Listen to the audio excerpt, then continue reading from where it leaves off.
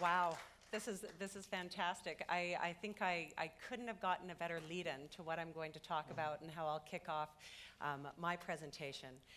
So,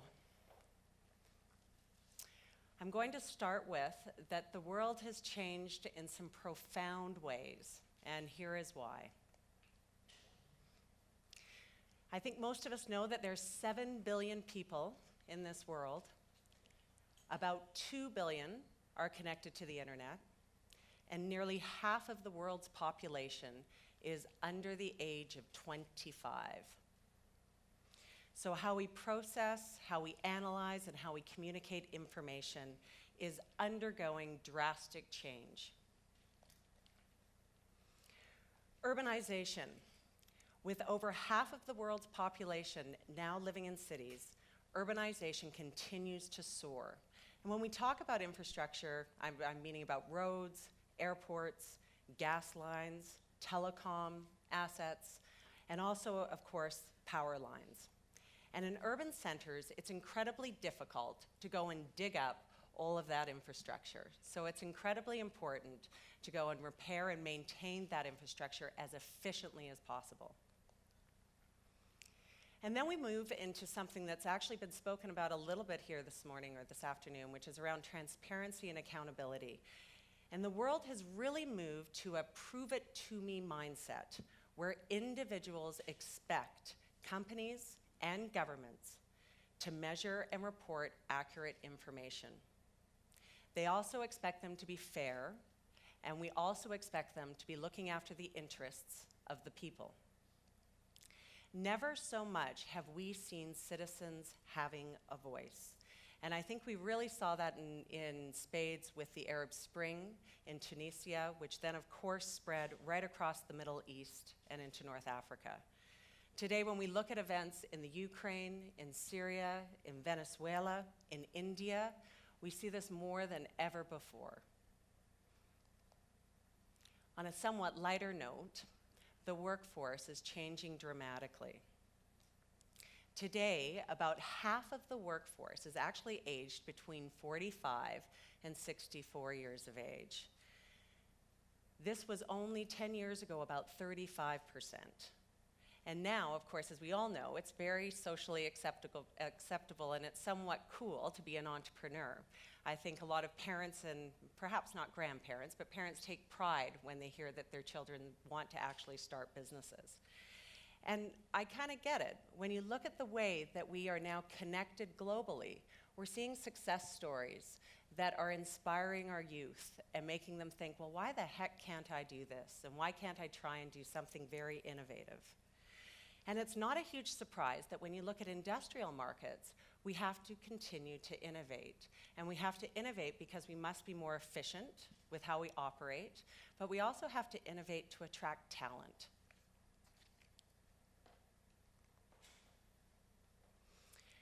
So if we switch gears a little bit and talk about some of the exciting things, and Minister Goodyear, he actually talked about this around the pace of technological change is accelerating. We look at the censored environment, and I just love this picture. Sensors are cheap, they're effective, and they are everywhere. Today there are 1 trillion sensors embedded in the physical world. It's growing by about 30% per year. And some of you may be aware of what this is, the Wonder Bar, which is still in prototype stages. And I, of course, love it. And you might look at it and go, well, it looks like the Wonder Bar, kind of. I mean, I'm a bit of a chocolate lover, but when I look at this, I get so excited because you basically break the bar apart and you've got sensors. And you can now censor anything. So you can take that piece of chocolate or that sensor and put it on a coat rack or put it over onto your car or put it under your bicycle seat, and you can now censor anything you want. And what it really does is it allows us as individuals to play. And I think that that's probably one of the critical things. And of course, I'm sure with a lot of the critique around wearables right now and that we don't have enough products that are designed for women, finally we have a product that is kind of designed for women. So I just love it. So on the network access, in the developed world, everybody is pretty much connected. So, of course, access to networks, if you're an individual, consumer, business, or industry in the developed world, we're in really good shape. but only 1% of things are actually connected to the internet today. And so this is representing a huge, huge opportunity. And this is, again, there were undertones here this afternoon with some of the earlier speakers that spoke to this. Because now we are seeing machines, devices, and things connect. And there's many interesting innovations that are emerging. Intel introduced the Quark processor to work with its Galileo board last fall. And this processor and board are designed for the Internet of Things.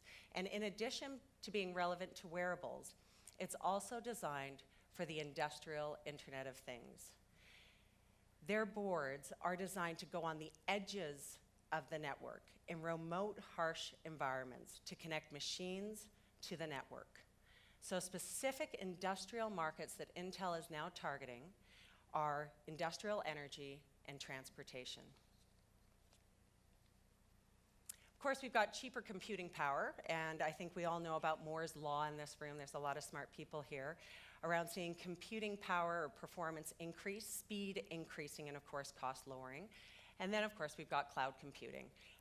And cloud computing is adding IT capabilities quickly without the need to invest in expensive infrastructure. And again, when you look at large industries, this is really, really critical for them, as a lot of large corporations have actually had their IT groups run them. So what does all of this mean? It means the rise of machines. About 18 months ago, there was an infographic on human-generated web data.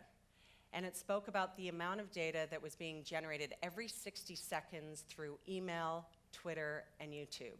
And there was the president of the university here who actually spoke and said that there was, 3.5 trillion pictures uploaded, and it was uploaded in the last year. It's phenomenal, phenomenal information.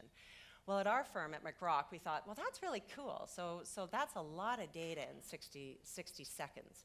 And we thought, what would we do if we actually did some research to try and figure out how much data is generated by machines, just through machine to machine? And we came out with this infographic. And of course, you can't really see what it is, but if I zoom in to a couple of things and I put some perspective around it, YouTube users were uploading 6 gigs of video every 60 seconds. So 6 gigs of video every 60 seconds for YouTube videos. Well, we looked at the London Underground, and the London Underground is generating 1,500 gigs every 60 seconds. So that's 250 times the amount of YouTube videos around the world that are being uploaded every 60 seconds. And then we looked at it and we went, well, I come from the oil and gas industry and the power industry, and we looked at drilling rigs. And we were like, wow, 4,600 gigs of data every 60 seconds. That's 750 times the amount of data from YouTube uploads. And so you think about that and you go, well, that's cool. I mean, there's a lot of data. And really, the rise of machines is not necessarily around just data. It's what you do, obviously, with the data. We need to make better and more informed decisions. So what I'm going to do, and I've been told that somebody will press the button, but I'm going to show you a video. And this video just really describes the vastness of the opportunity. And we've actually got permission to use this. Our firm, McRock, is very close to Cisco, and actually Scott McDonald is very proudly one of Cisco's Internet of Things champions. So I'll play this video. What if the next big thing isn't a thing at all? It's lots of things, all waking up. Becoming part of the global phenomenon we call the Internet of Everything. Trees will talk to networks, will talk to scientists about climate change. Cars will talk to road sensors, will talk to traffic lights about traffic efficiency. The ambulance will talk to patient records, will talk to doctors about saving lives. It's going to be amazing and exciting, and maybe, most remarkably, it's not that far away. The next big thing? We're going to wake the world up and watch, wide-eyed, as it gets to work. Cisco. Tomorrow starts here. So Cisco came out with their Internet of Everything, and it truly is the Internet of Everything. And there's a lot of other corporations that are coming out with the Internet of Things.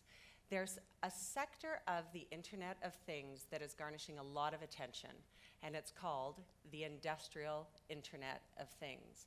And when you look at a lot of communications and networking companies, they have connected the enterprise, they've connected the office, but now they've got all of these disparate assets that are out in the field that they're now trying to connect to the enterprise. And that's where we will see many, many communication networking companies and many industrial companies starting to move next.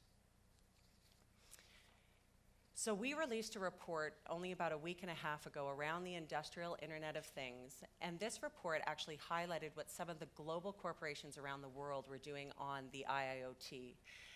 And the term IIoT is actually now quite well used, and it's really just been accelerating in its use only in around the last 6 or so months. What we also did in this report is we highlighted a number of high-growth technology companies that are specifically targeting the IoT space. And when we looked at the industrial IoT, we see 4 key markets that are really exciting. The first one is around smart cities. The second one is around advanced manufacturing.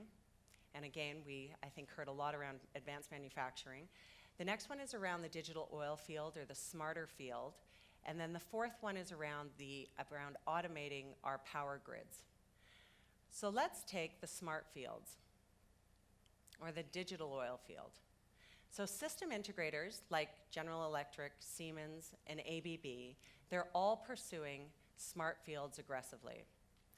Many of you probably know that GE came out with a platform in the fall of 2012 specifically around their view of embedding software and sensors into their big iron, calling it the industrial internet. So what we're planning on doing around the digital oil field, and it's been around for a long time, but what we're doing now is we are taking the iron, we're taking field equipment, so think about electrical submersible pumps or artificial lifts, which are the pumping jacks that are out in the field, and we're collecting data and we're analyzing that data to do prescriptive and predictive analytics. So not only is it telling us which components are about to fail, but how we can actually fix the various components. There's also another very exciting area, and that's around the smart mobile worker. And it's exactly as it sounds. It's equipping the mobile worker with audio and visual and two-way communications out in the field so they can actually collaborate on the spot with their field offices and with experts within the head office. And groups like Royal Dutch Shell, the largest company in the world, they've, with their mobile worker and their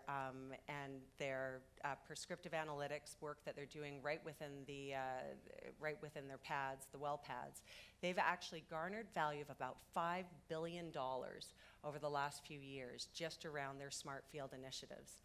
And so picture this, picture a worker, he's in Oman, he's looking at pipelines, and there is a section of the pipeline that's corroded. Normally what happens with that worker is they go over to the pipeline, and they'll take some video of it, they'll take some pictures, and then they'll go back into their truck, go back to the field office, download those pictures, and start talking to people about what they should do. Now with what groups like Royal Dutch Shell have done is now that worker has got a tablet, they pull out the tablet, they actually can access their database, they can download their videos, their audio, any other documents that they think are relevant, and they can have a real-time conversation with the relevant people who are in the offices to determine what to do in the field. And those are just, frankly, smart business practices, but it's something that is where ultimately the world is going. The other area is around advanced manufacturing, and there's two pieces here that we've just put on the slide, but there's many, many more. There's, of course, machine visioning, and machine visioning augments existing assembly line staff on doing their jobs better. And then the other area is around cybersecurity, and frankly, cybersecurity will hit all of these various areas, not just advanced manufacturing.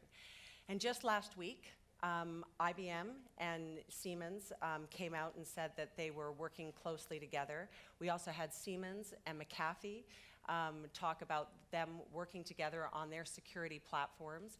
And so we're seeing a coming together of partnerships with a variety of very large corporations to take advantage of this. And groups like Siemens has been quite acquisitive over the last few years, specifically around the industrial internet and around cybersecurity and rugged communications. They acquired a company in Ontario in 2012, RuggedCom, for $440 million, and they simply did rugged communication products specifically for the power industry, but also for intelligent transportation. And our firm, Scott McDonald and I, were the investors behind RuggedCom, so it was a great success story, and it was great that it was in Ontario. The next area is again around smart cities. And smart cities is incredibly broad, but there's two areas specifically that we're highly interested in, around intelligent transportation systems and around leak detection. Whether or not the leak detection is on water, it's on gas lines or oil lines, anything that can actually detect leaks and bursts in existing infrastructure is really quite interesting to us. And right here in Waterloo, there's MyoVision, which is a leader in intelligent transportation systems. We've also got Pure Technologies, which is Calgary-based, which is a leader in leak detection systems, specifically for water and oil and gas. And Pure Technologies is on the TSX. It's generating about $60 million in revenue, a market cap of around $440 million, and it has got zero debt and significant cash on the balance sheet. Just a true Canadian success story. And then if we look at the automated grid, this is really referring to the power grid. And believe it or not, it's somewhat of an interesting area because the utility has great visibility into transmission lines, fairly good visibility into substations, and really poor visibility into the low voltage distribution lines that connect the substation to the building. And so there are, again, a number of corporations that are starting to develop platforms, software platforms, to start giving the utilities more transparency. And again, GE just recently announced a massive platform where a variety of industries can do industrial scale analytics, and it's called Predix. And then they came out in January with a Grid IQ Insights module, which helps power companies actually understand their grid performance and helps them make decisions a lot faster. So that's, again, the big behemoths like the GEs, but then on the entrepreneurial side, we're seeing some really interesting apps being developed. As some of you may know, in Buenos Aires at Christmas time, there was a massive blackout because of extreme weather. And the two utilities were forced to actually do ad hoc blackouts throughout Buenos Aires. And there was some concern that the utilities were picking on some of the poorer neighborhoods. And so 3 individuals that were in their mid-20s decided that they would develop an app where just ordinary citizens could say whether or not they had power or not. They developed the app in 4 days.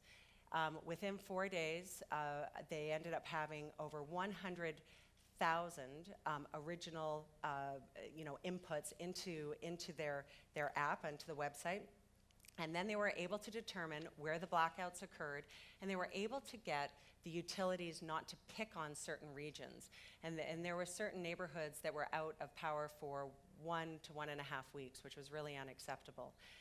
So that's just an example of, again, how citizens are actually stepping up and empowering and giving a voice to communities. So with that, I'm going to end with the industrial Internet of Things is the next revolution. And when you look at, it took 8,000 days to connect 2.5 billion people to the internet.